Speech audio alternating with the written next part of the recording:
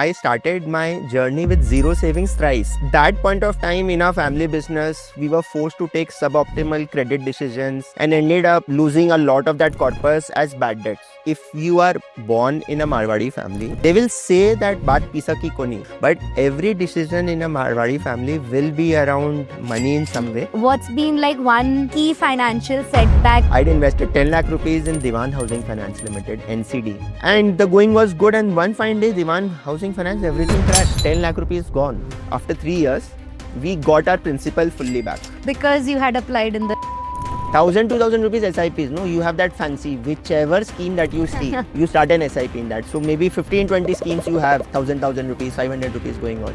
It gives you a kick. right. But if you're not making money there, you can't chase money. So it is like that good looking girl in your class. If you really chase her in college, she will never come to you. So sometimes you have to be acting as if you don't need it and work on the process. So was there a certain point in your life where you felt, okay, money is not a thing anymore? One fine day I called up my HR and he said, how much can I contribute to my voluntary PF? I said, can I put my entire salary into it? That actually sent a lot of shockwaves in the whole ecosystem that he does not need this salary anymore.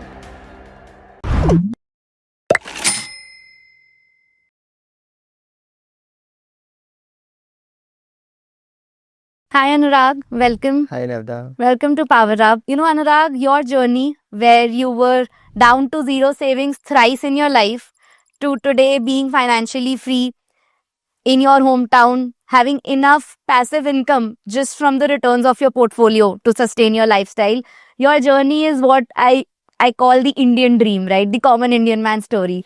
So inspirational, and let's get directly to it. So let's start with your early life, your early career. What was that like? Yeah, so pretty much followed the stereotype path, Kolkata, Marwadi. So schooling from Don Bosco, 13 years, St. Xavier's, Calcutta, which is the gold standard for undergrad education there. Did CA and so worked with places like Deloitte, ITC as part of my CA curriculum.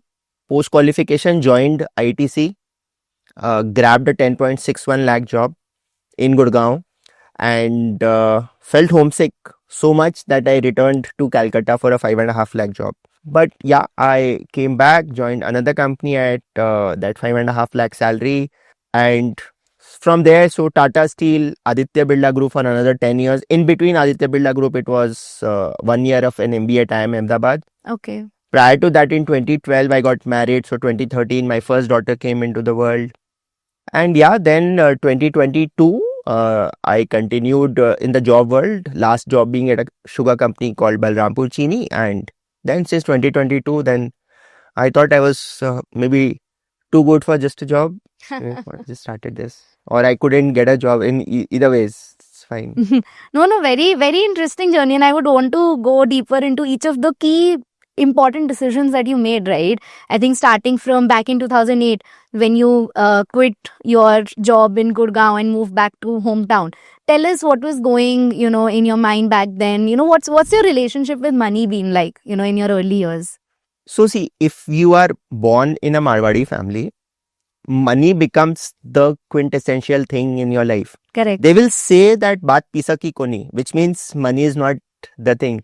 But every decision in a Marwadi family will be around money in some way. But of course, as you grow up, you also realize that the journey has money as a very important component. And then you also then feel self-responsible that I must also contribute to a situation where my parents should not look at money as a constraint when it comes to any decision making. So I grew up with that dream, let's say. Very interesting. And when you said, right, ki in Marwadi families, ultimately the whole talk is about money. But then you chose to go for a lower paying job back to your hometown, where you somehow, basically you traded off money with, staying with parents. So how has that journey been for you? So I would say that God has been very kind in one way. B, I have myself got often gripped by FOMO. See, because suddenly your salary becomes half. At the age of 24, 25, you tend to measure your self-worth by the quantum of money that you earn. My city says 5.5, his city says 15. You would have friends who would be investment bankers, management consultants, and they would be, let's say, earning 40, 50 lakhs at that point of time. And you would be like, boss, and you've been an academic topper all throughout your life. But yes, then I realized that, okay, the traditional job market might not only be my source of things. So I dabbled into things which I loved doing, which I was good at. So, for example, writing, teaching. And then in 2014, we launched a job portal called cajobportal.com, Okay. which was into recruitment. We helped place chartered accountants. Also, that started with a noble cause. But then on campus, my IIM Ahmedabad professors told me that, Anurag, see, you have noble intention. You're posting these jobs and all. But someday your energy is going to fizzle out unless you commercialize this, make it a team. Then my wife joined as a co-founder there. Okay. So while the job in Calcutta, of course, will not be remunerative for most people, I held on to it till 2022. And then I one day decided, chalo, theek hai. Got it. Now you're running the. I'm running job this portal. CA job portal and also running a firm into valuation, financial modeling, all around the startup ecosystem, Okay. being a virtual CFO for some entities, etc. So Got it. leveraging what I had learned in the large corporates. So while maybe I did not earn significant quantum of money from the employers where I learned, but I got very high quality exposure to these skills like valuation, financial modeling there. And therefore today, if to a startup raising pre-series A, if he says, can you make a financial model? I said that, boss, I have done a $5 billion kind of a bid with a Kumar Mangalam Birla sitting at the chair.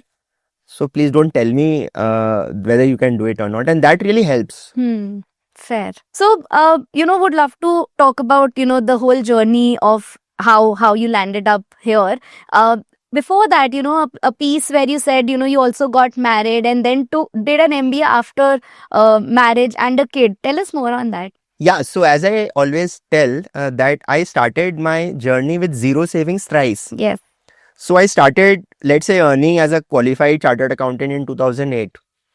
And that point of time in our family business, we were forced to take suboptimal credit decisions, lending to those parties which were not really worth that credit, because that was the only option a marginalized player in trading has, and ended up losing a lot of that corpus as bad debts. And then therefore settling that whole thing down, that being the phase one where savings became zero, but it was a great moment of pride. The second where financial savings again became zero in 2012 Feb was my marriage. And that is one place where I am actually very strongly against this whole tradition of splurging on weddings and then again restarting life from zero.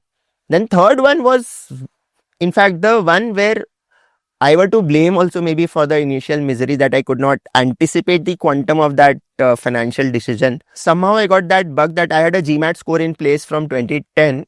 I wanted to leverage that, was going to get expired, 5 years validity. Okay. So I said I'm going to apply to this ABC. And I am Ahmedabad and Bangalore where I cracked this 1 year MBA. Till that point of time, when I was appearing for my interviews, my father was like, okay, he's just allowing 3,000, 5,000 is the application fee, go ahead. But then in November, I got an admit offer. And he said, who's going to pay this 21.5 lakhs, which I am Ahmedabad going to charge? Yeah. I said, SBI is going to pay that for the time being and I will repay that in 8 years. He said, what about the household expenses? I said, that point of time, it was like 50,000 per month. So I said, 5 lakh rupees I'm going to keep. So that 5 lakhs plus 20.5 lakhs means financially I am again zero. Landed in campus, and the enormity of that decision then dawned upon me. But then when my wife went to campus with me in June, she said, देखो जो हो गया अब ये छोटा मोटा चीज छोड़ो आप and let's think big.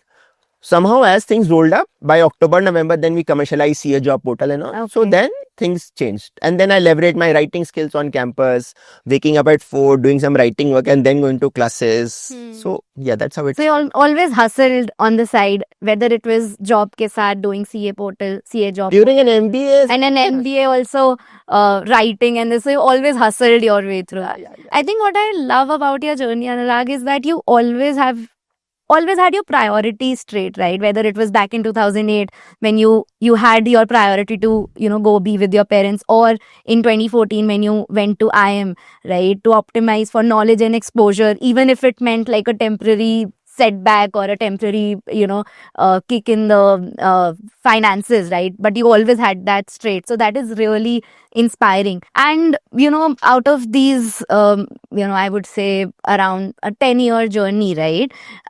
What's been like one one key financial setback, and how would you learn, like how did you learn from that, and any advice you would have for our audience? Yeah. So one instance which I would like to share with people, because today in that bubble which I sometimes feel that we are living in, I'd invested 10 lakh rupees in Diwan Housing Finance Limited, NCD. They Okay. were rated as, I think, AA or something at that point of time. And the yield was better. The agents also, every agent at every nook and corner was selling a Diwan Housing FD, Mm-hmm. NCD, non-convertible debentures, because they were getting like 1.5% out of that, which should have raised the red flag at that point of time only. And the going was good, and one fine day, Diwan Housing Finance, everything crashed. Yeah. And What year? I think it was 2017, 18 somewhere. Hmm. DHFL, that whole bubble Right. burst, and you were staring at that 10 lakh rupees gone. I It's a big couldn't. corpus. Yeah. Yes, fortunately, and I still want to place on record my thanks to my senior Rohit. He told us that you split that 10.5 lakh rupees in all your individual accounts, less than 2 lakhs. Then you get into that retail category. Okay. And as part of the insolvency plan, the new guy who took over, Piramals, they promised 100% payout to all the retail guys. Oh, okay. So in 2021, after 3 years, we got our principal fully back. Oh, wow. Because you had applied in the retail So we category. split all of Hmm. that. So that 10.5 lakh rupees, which we had in 2 accounts, we split across all of them, less than Okay. 2 lakhs category, and that got full. So we lost interest for 3 years, which also was a big money. But at least if your Got principal principal is back, Hmm. you're still. So that is one financial decision which should be taken with far more degree of diligence, which I Hmm. would think in Fair. retrospect. Fair. And now that we are talking about financial decisions, right? Walk us through your investment journey. Like, how has that been like? Because it's also been a sine wave for you, right? You accumulated, and then Zero, event accumulated, happened, right? Accumulated, zero. So I would assume your investment journey started beyond your IMA journey, like around 2014. Walk us through your financial journey. So my journey at that point of time was I had started dabbling in equity quite a lot, 2015, 16. Hmm. And then I did a lot of trading. And somehow how the stars have been aligned that whenever I take a very brave decision on the trading front, let's say invest 2-3 lakh rupees in an Aditya Birla Capital, Hmm. assuming that it has got so many entities, just on the basis of someone saying, it crashes and becomes 50%. Oh no. So somehow trading has not been my forte. Hmm. So I have then applied a lot in IPOs and all. So Okay. doing IPOs, I think since 2010, Coal India IPO had come. So that time we had got allotment from there. On and off IPOs we Okay. keep doing. PPF is something that I have always been very, very disciplined about. By the 5th of April, PPF, the whole 1,50,000 should go. Okay. You will say, okay, 8%, but that 8% compounds in a tax-free fashion for 15 years. So for me, that becomes a very good thing. I invest in mutual funds in that SIP route. However, again, I have not been able to top up significantly on mutual funds because I also run a valuation practice. I see that in India, the valuations at which you are getting stocks are double the multiples at which you would get. Let's say shipbuilding company in India vis-a-vis a Korea, which has got far more capacity than India, or a Hyundai in India is far more expensive than the parent of Hyundai in Korea. But yeah, it's that SIP money which is fueling this whole optimism, coupled with that post-COVID, a lot of retail guys have gone in. Yeah. But yes, mutual funds, I think, make money. Then dabbling with these hybrid instruments like a balanced advantage fund, Hmm. which in a very smart way kind of balance your overall exposure to 30% equity, get it classified as an equity instrument for the purpose of taxation. So recently got good returns from all seasons bond fund of ICICI because of the rate cuts and all. So we were on the right side of the cycle. We've given 13-14% IRR at so which is almost equivalent to what an equity mutual fund will give you. And yes, equity mutual funds, yes, small cap, mid cap, but yeah, I've been more a fan of large cap and the Okay. blue chip space because you don't lose sleep over that. Hmm. So, for example, if I have direct shares of a TCS, they've been languishing since 3 years, but I will not get scolded by my father for having TCS shares. Hmm. But I have bought, let's say, an IRB Infra and a Hindustan Construction in my portfolio, which have now been even while the Sensex has regained the 25-26,000, but they are 50% of what they were when I had bought it. So there I get a scolding that are you a fool? But yeah, so from that, I think conservative has been my philosophy, but conservative along with not spending things on luxury so much. I love how you mentioned कि मैंने TCS का लिया तो I'll not get a scolding versus any other stock, and I love the fact that no matter how much we grow up, we always have that thing in mind कि okay, what will my parents say? I think that never changes. So thanks for being so candid about it. Absolutely. So at a portfolio level, Anurag, how is your portfolio like in terms of allocation? How much is to equity? You mentioned a couple of instruments, mutual funds, bonds, direct stocks through IPOs, right? How is your allocation like as of today? So as of today, I think my equity will be 30%, 40% of my total portfolio, which will keep growing as we are now doing more allocation to equity. And rest is across a lot of different fixed income, all season bond fund, balanced advantage fund, Sukanya Samriddhi for the two daughters, which I think is I feel very good about that Sukanya getting multiplied. Invested in NCDs of, let's say, Tata Housing Finance and these kind of companies, Tata Capital NCDs and all. Okay. So these are unlisted deals which happen. Okay. Felt a lot tempted to get into this unlisted space, NSE shares, but somehow have not been able to muster the courage to get into that. So have refrained so far. Got it. Yes. So you're a quite fixed income guy, right? 60% almost of your portfolio is in fixed incomes. So given that you invest a lot in that, tell us more on the bonds, like especially the all season bonds, for example. What are they exactly for our audience? If you could just explain how they work. All seasons bond fund are typically you either have short term bonds or bonds with a long term duration. These are, I think, they very actively, proactively manage that duration. Okay. And try to capitalize on these rate cuts, etc. So from that perspective, that's why they have been able to notch up like 12, 13%, 14% IRRs in the recent past. Okay. All seasons bond fund. And so that is one. Now I'm planning also to put into credit risk funds. I mean that because for some brief period I had worked in this structured credit for distressed companies. If it's managed well, it can give you 14-15% IRRs as well. Okay. And now I think one next plunge which I will take will be to get into those kind of a structured credit products as well. Okay. And how do you assess these bonds? Like, do you have a framework given you invest a sizable corpus in them? What's your framework to say evaluate different bonds? So I don't directly invest in bonds because as a retailer, then those OTC kind of trades, you end up losing money because the broker will tell you something and the reality is something else. So I invest via these mutual funds, ICICI, HDFC, Kotak. And also one instrument which I have also gone heavily on is in arbitrage funds. Okay. Because of the tax benefit and it is riskless, gives you at least 200 basis points higher than your typical FD. Right. And the taxation is 12.5% LTC. Like equity, yeah. Like equity. So arbitrage funds, especially, they've given fairly good returns in the recent volatility that was there. So that has been one. Got it. So arbitrage, and you also mentioned balanced advantages. You're still counting them as the 60% of your portfolio. Yeah, that I count as equity. Because as debt. As debt, right? So it's more risk-free or limited risk. Back has got 30% equity, but वो चलता है. Yeah, still more on the fixed income side, more stable returns. Yes. Interesting. And sort of setting up this portfolio, right, which is after your MBA, in your initial 6-7 years, right, how were you investing? Were you investing back then? Or was it more structurized and formalized later on?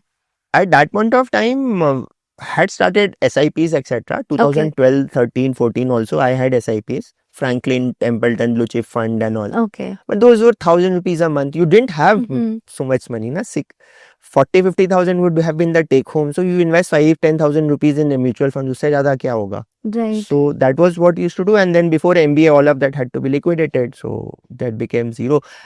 In retrospect, if that would have been continued to stay invested in 10 years, that itself could have been a good sum of money. True. And why I asked this is because there were life events which sort of liquidated the investment. Was there a strategy that, okay, I have to liquidate it in the next 2-3 years, so I shouldn't park the money in such asset? No, I had not done that much planning. That awareness came later. Okay. that you have to align your investments with your life goals and all. Earlier it was okay, Franklin Templeton is doing well, chalo, let's put it. SBI Contra Fund doing well, chalo, do it.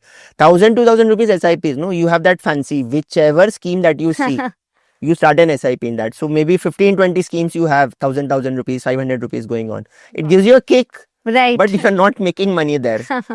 Singaram mid cap opportunity funds. I have invested in all sort of small schemes. But the point which I now repent is the size of the allocation. Instead of 500 per month, it should have been more.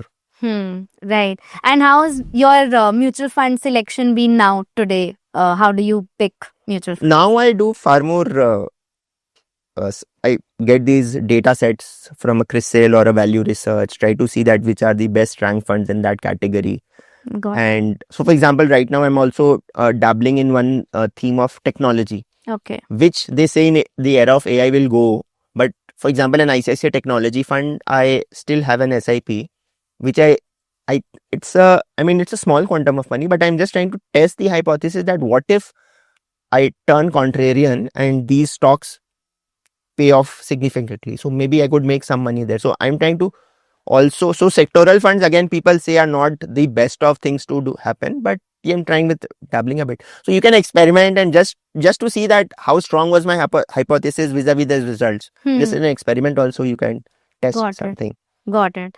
And you've built a very well diversified portfolio, I mean, into different asset classes, right? Any mistake that you did along the way that you would want our users to know? No, so in terms of there are booking losses, no, we generally have that tendency to book losses. For example, Aditya Birla Capital, which I bought at 205, I sold it at 105, only to see that subsequently it has now moved up to 270, 280 range. So sometimes Tata Motors, I bought at 360, saw a low of 60 rupees during COVID, completely got shaken. So the moment it hit 360, I sold it off. Okay. That was ho gaya. I'm not going to live with that uncertainty. But those crossovers are actually, if you stay patient, once the stocks have crossed over those thresholds, they then move up to 1,000 or something like that. So if you've been patient so far, so to recover the cost, why don't then you say that, okay, let's just hold on to it and move ahead. Right. And I think in your case also having a steady portfolio along with this should help, right? Because even if there is some volatility in your equity portion, there's still a fixed income portion to sort of optimize for your sleep, right? At night. Yeah. Fair. So was there a certain point in your life where you felt, okay, money is not a thing anymore? Like maybe my next 20 years of expenses are covered, or like, was there a certain point in your life? I think that is very difficult to say that, what is that point of time.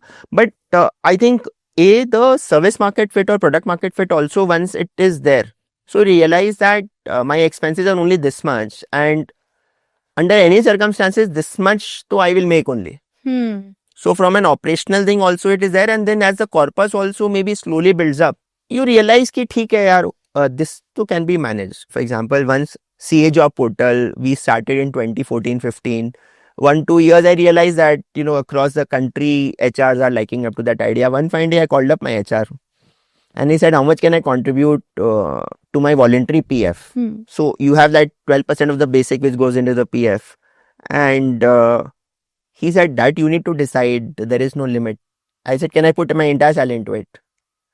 And that actually sent a lot of shockwaves in the whole ecosystem that he does not need this salary anymore. Which in retrospect, maybe I think I overplayed that. I should not have done that. But yeah, I did that. VPF may you put ₹1 lakh a month. I don't care.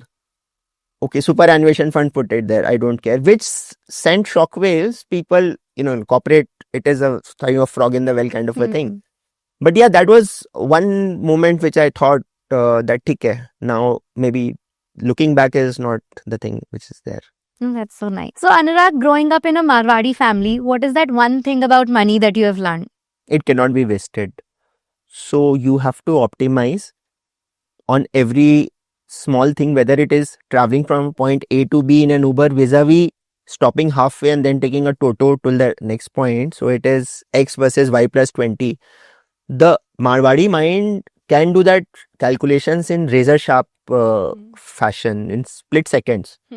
that also helps us in the job also. So if you look at, for example, this entire Bangalore ecosystem of finance professionals in startups, it's all dominated by Marwadis in many ways Right. because of that business finance acumen that we get from our childhood. Right. So the value for money is ingrained into us. When we deliver that VFM on the job as an entrepreneur, it kind of contributes to our success for sure. Fair. So great, and thanks for sharing that. I think perfect note to end this conversation, Anurag. Thank you so much for taking out the My time. pleasure.